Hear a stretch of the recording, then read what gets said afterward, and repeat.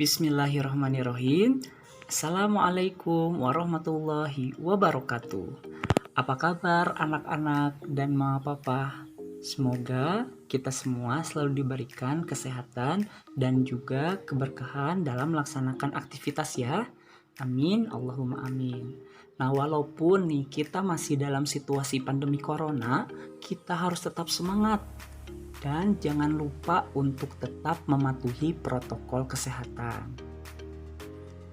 Oke, bertemu kembali dengan saya yaitu Bapak Yana yang pada video pembelajaran kali ini akan membahas mengenai materi energi dan sumber energi. Tapi sebelumnya jangan lupa untuk like, comment, and subscribe.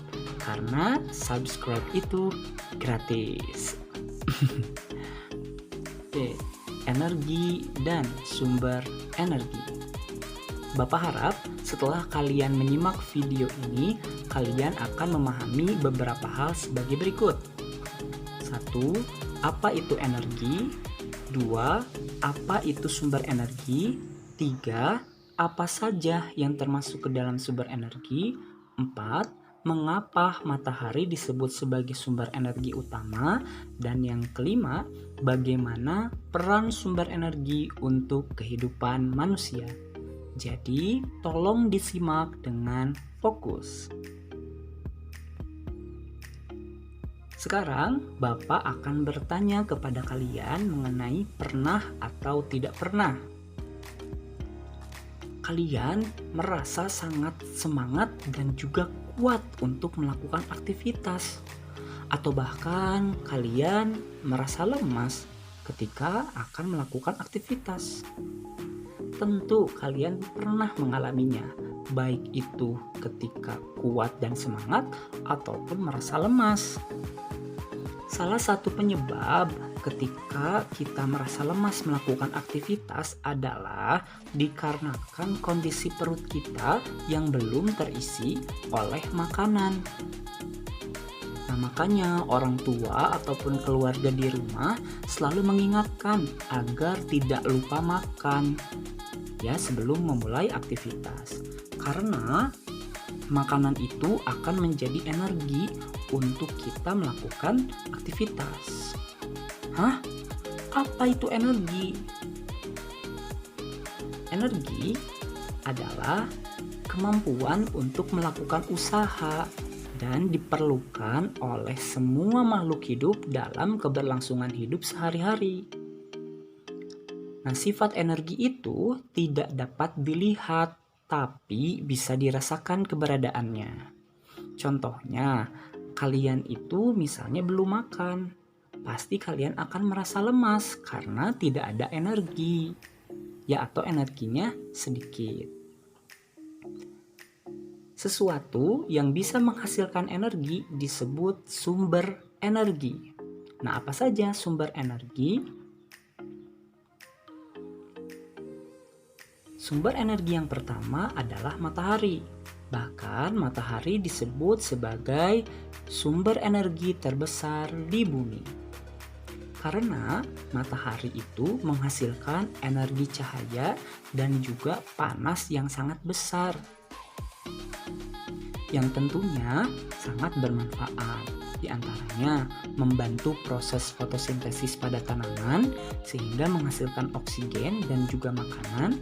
Yang kedua, sebagai sumber pembangkit listrik tenaga surya atau PLTS.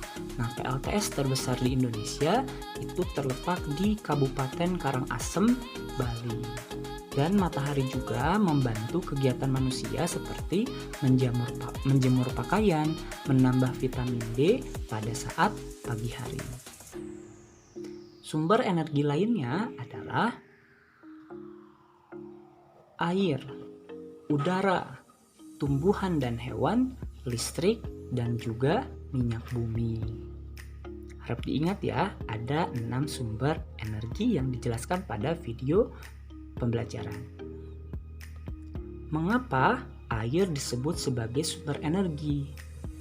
Karena makhluk hidup itu membutuhkan air, baik untuk minum, mandi, masak, ataupun mencuci.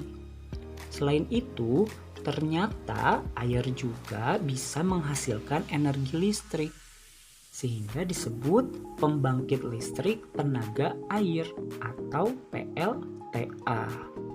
Bagaimana cara kerja PLTA sehingga menghasilkan energi listrik? Nah, yang pertama, air yang sudah tertampung di bendungan akan dialirkan, dan air yang mengalir tersebut memiliki energi kinetik.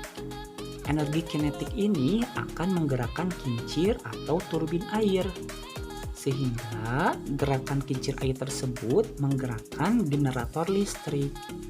Nah, generator listrik inilah yang akan menghasilkan energi listrik untuk dirasakan atau dinikmati oleh masyarakat.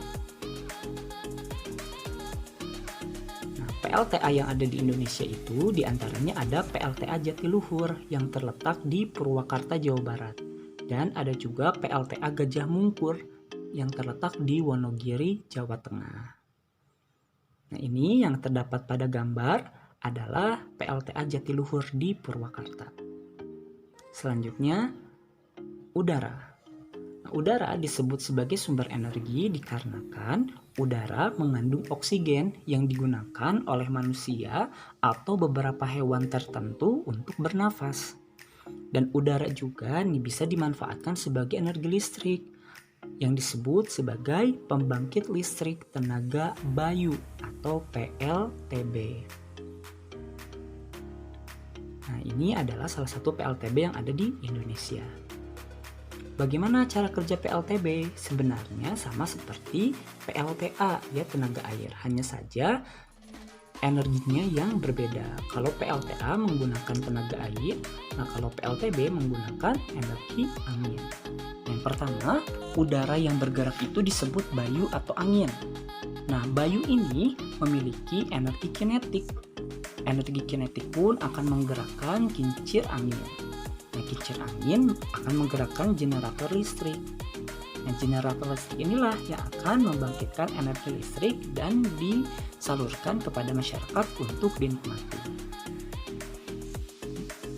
Nah, PLTB yang ada di gambar ini merupakan PLTB terbesar di Indonesia yang terdapat di Sidrap, Sulawesi Selatan. Sumber energi selanjutnya adalah tumbuhan dan hewan.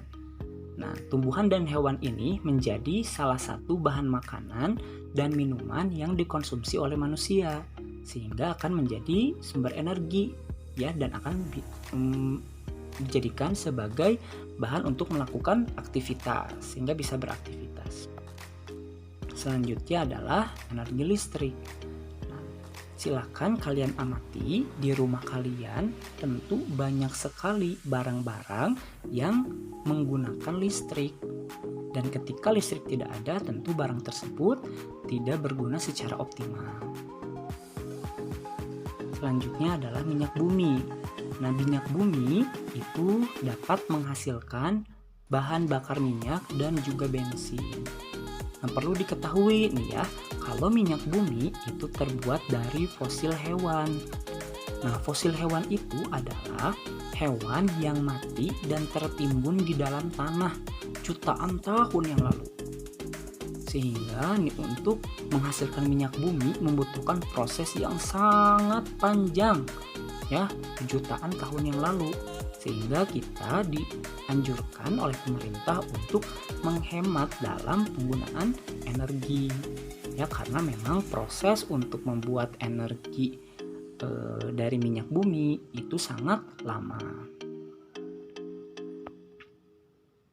Nah, bagaimana, sudah paham dengan materi yang terdapat pada video pembelajaran kali ini? Bapak harap kalian sudah memahaminya. Ya, kalau sudah paham silahkan angkat tangan kalian. Nah, kalau memang belum paham, kalian bisa mengirimkan pertanyaan di kolom komentar YouTube Bapak. Nanti Bapak akan menjawab di kolom komentar tersebut. Ya, terima kasih karena kalian sudah menyimak video pembelajaran kali ini dengan fokus. Nah, kalau misalnya kalian ada yang mau ditanyakan, sekali lagi tolong chat di kolom komentar. Terima kasih sudah menyimak video pembelajaran kali ini. Sampai jumpa di video pembelajaran berikutnya. Sampai jumpa. Wassalamualaikum warahmatullahi wabarakatuh.